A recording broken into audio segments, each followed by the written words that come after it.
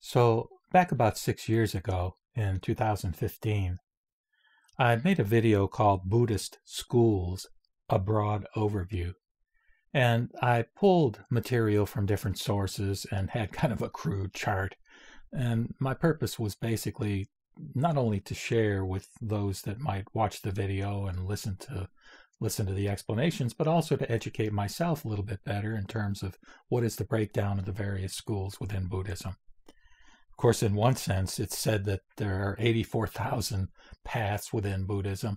And one of the things I love about Buddhism is that there are many paths, many schools, many ways for persons of different sort of personality orientations and circumstances to find some path or another that they can resonate with. Of course, from the standpoint of Shin Buddhism or Pure Land Buddhism, we view things in a more simple way as far as, self-power or the holy path, the path of sages versus the path of reliance upon other power. But that's another story. One of the things that I want to comment on before I read this question or comment from a listener is also this notion that, and I feel uncomfortable with this, that in many of the Mahayana sutras, which I recite, wanting to recite them on an unabridged basis, they kind of very often put down the followers of the so-called Hinayana path, and they call it Hinayana, or lesser vehicle, as contrasted with the Mahayana, or great vehicle. I generally think of it now as the Theravadan school of the elders, but I was told by a professor that there's another term. I believe it's Nikaya. I think it is Nikaya. I'll let you look that up, but there's a newer term that's used to refer to the surviving schools of early Buddhism. Originally, I think there were about 18 of them, but now there may only be 2 or 3 of these schools that have survived. But anyhow, it's partly in that context of the question of, is the earlier form of Buddhism, the Theravadan school, really all that different from the Mahayana? And again, the Mahayanists, probably around 100 AD, they were wanting to make a point that theirs was superior. And so really, I think they went overboard in trying to denigrate, and that may not even be too strong a word, folks who had been following particularly monks and nuns who had followed the path that the historical Buddha was said to have laid down in terms of things like the Four Noble Truths and the Eightfold Path and the 12-fold chain of causation. But another angle on this that often occurs to me, and this is a point that's made by Mahayana Buddhists, is to pay attention not just with what Shakyamuni may have taught, which was passed down after his death in the form of various councils that I think wrote down what they recalled about his teachings, but to pay attention also to what he did. And of course, what he did was to preach and help people find comfort in a spiritual path over many, many years, decades, really. In other words, the latter part of his life from, probably, age 35 to 85. So anyway, here's the question that was raised by one of the listeners to this particular video. He said, "The talk is great. Just one thing, though. Regardless whether it is Theravada school or Mahayana school, there is a common ground for both schools of Buddhism in the 3 universal Dharma seals, that is, impermanence, emptiness, and non-self." And certainly when I was teaching a class to some community college students, I emphasized that, these are 3 really truths that Buddhism has taught us, and they're very, very important. I commented to the effect that impermanence is kind of easy to experience and to know because we change every moment of time. And the person I was at the beginning of this video, in a real sense, is not the same person who's speaking to you right now in this very moment. And emptiness, again, the idea of, there being a kind of mysterious interconnectedness such that no thing or person has a totally separate kind of existence.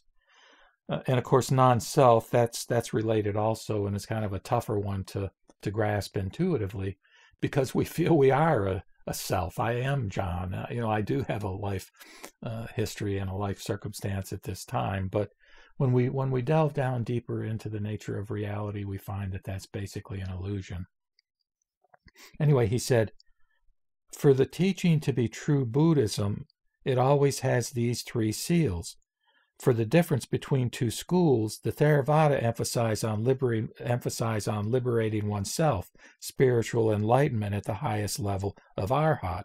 The Mahayana school emphasizes going beyond not only liberating oneself, but helping liberating others by continuing the Bodhisattva path until perfect enlightenment, which is becoming Buddha. So even though he's saying these three elements are a common thread between the two broad schools, that he's pointing out this difference that does, according to many sutras and treatises, it does exist. I said to him, thank you for your feedback and comment. As for the three seals, I pointed out that I read some Mahayana sutras as explicitly or implicitly teaching that these too are empty. Examples would be in the Diamond Sutra, where the Buddha cautions against becoming attached to emptiness, or in the Lotus and Sukhavati Sutras, where a Buddha asserts that his lifetime is infinite. And I asked whether he had any thoughts on this. He said, you're right, I heard some Zen masters cultivate beyond the emptiness. However, practically speaking, not many of us laymen cultivate enough to the level of emptiness, let alone going beyond it. Well, he makes a good point there. And certainly in my Shin Buddhist tradition, we would say it's basically impossible in this day and age for anybody to attain that kind of insight on a consistent basis, such that they actually would have the opportunity to, quote, attain enlightenment. He says, it is easier said than done, I suppose. For example, we can theoretically understand that the 5 skandhas or aggregates, including body or form, sensation, perception, mental activity, and consciousness, are empty. But then when someone hit our body, for instance, can we say that it's no problem because it's empty? Or when someone says something that hurts our feelings, can we say there is no sensation there? Okay, that's a good point. And you can say in one sense it relates to the notion that the nature of ultimate reality is what we experience now, in this very moment, in the here and now, in terms of our bodily sensations and mental activity. Anyway, he goes on to say, can we say that these forms are empty, so we are absolutely okay with the loss? And again, we hurt, we suffer. That's the first noble truth, is that we suffer. Even though I understand that the house does not have any essential nature, because it is created by many conditions, which are the builder, wood, stone, and so on. Without the builder, wood, stone, there would be no house. So the nature of the house is empty in itself. But still, when I lose the house that I think I possess, I am still deeply painful. So I think it's almost impossible for most of us to actually realize this emptiness in daily life without a lot of cultivation. I absolutely agree, 100%. That's why, even though I love Zen Buddhism, I still cultivate Pure Land Buddhism, as it is not enough time in this physical body to cultivate to enlightenment. To be rebirth on Pure Land for continuing training is more appropriate. The nature of his grammar sounds like he may not be a native English speaker, but he's very good at communicating and making his meaning known. From what it sounds like in terms of his description of Pure Land, that he may be relating more to Jodoshu than to Jodo Shinshu. I'm glad that you also cultivate Pure Land Buddhism. I just don't understand why not so many Westerners use this Pure Land Buddhism as powerful Dharma door for existing 3 realms. I told him in reply that I agree with your first paragraph 100%, very well stated. It is extraordinarily rare, I said, for anyone in our human form to be able to attain the perfect enlightenment and practices of a Buddha in this lifetime. As for the second paragraph, yes, I am a Pure Land Buddhist, but I specifically have identified with Shinran's Jodo Shinshu sect. I thus like to imagine that I will become a Buddha immediately upon my death, rather than viewing the Pure Land as an opportunity for continuing training. Nonetheless, I feel that you and I are essentially, quote, on the same page as far as our spiritual experience and beliefs. I could say much more about why Westerners are not more receptive to the Pure Land approach. It is, as you say, quote, a powerful Dharma door. However, many in the West who have steered away from Christianity are looking for something more different, such as Zen or Tibetan Buddhism. Thank you again for your thoughtful comments. So that's a whole nother topic, but just as I alluded to at the very end, Pure Land Buddhism, while it's clearly been the most popular type of Buddhism over the course of the history of Buddhism, it is less popular in the West.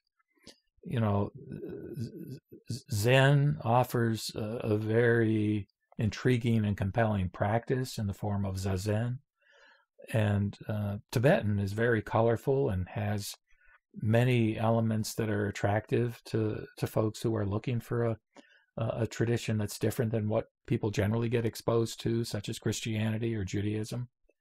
And so, you know, that is the way it is. But over the course of time, I think some people who pursue these other approaches, which, at least in the case of Tibetan, for example, I think puts forward the notion that we can become a Buddha in this life, that some find that that's not possible. And I know specifically some people who have steered from the Tibetan path to the Pure Land path. And that's not to say in any way that, you know, I'm proselytizing or suggesting that anybody should do so, but I'm just stating that, you know, there is much to offer within the Pure Land approach when we realize our limitations and understand that there is a power in the universe that accepts us just as we are, and that makes a commitment in a sense, in a very real sense, never to abandon us. Namo Mita Boots. Namo Mita Boots. Namo Mita Boots.